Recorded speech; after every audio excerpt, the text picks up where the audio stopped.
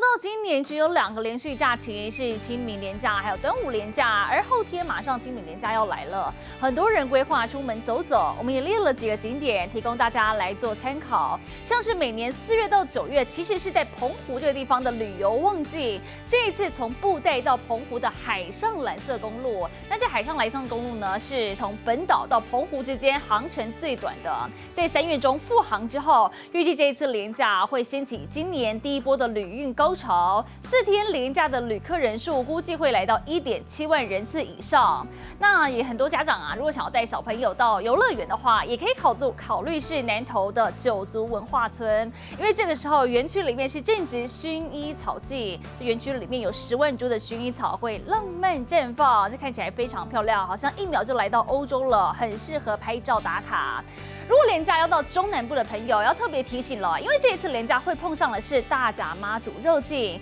而且大甲妈在连假第2天起驾，所以说从连假的第2天到第4天，包括台中、彰化、云林等地区，如果行经绕境路线的话，民众会很多，特别留意了，很可能会大塞车。其中像是乌日的警分局就有建议，行驶在台中高铁站周边的话，可以走替代道路，避免大塞车，影响到连假的行程规划。不过这一次啊，连假这也会碰到了有另外一波的封面，天气状况影响如何？带您一起留意。大海蓝天，垦丁各式各样水上活动吸引许多人前往朝圣。随着儿童清明连假到来，还有台湾季，再度让垦丁地区迎来游客。延续过去垦丁春天呐喊的独立音乐火炬，今年灭火器美秀集团等超过50组演出，农历春节后就吸引许多乐迷提早订房。这次清明连假，垦丁核心商圈的订房率更接近满房。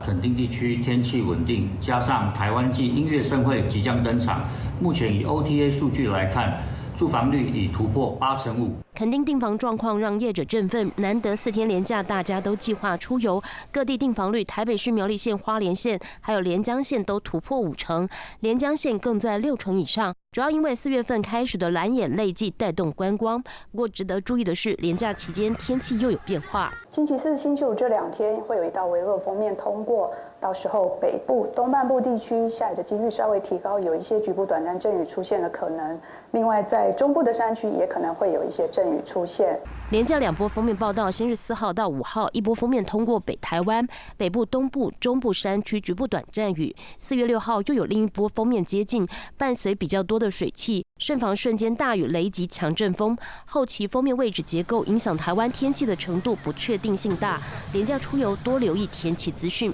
记者综合报道。